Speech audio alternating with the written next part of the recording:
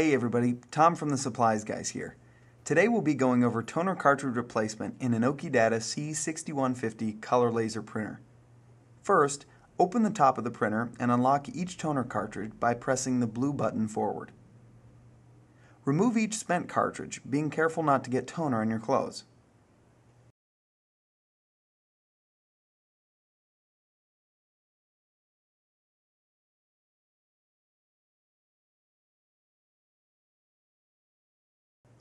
Then simply replace the new cartridge in its proper slot, press each blue lock firmly toward the back of the printer, close the top, and that's it. You're done.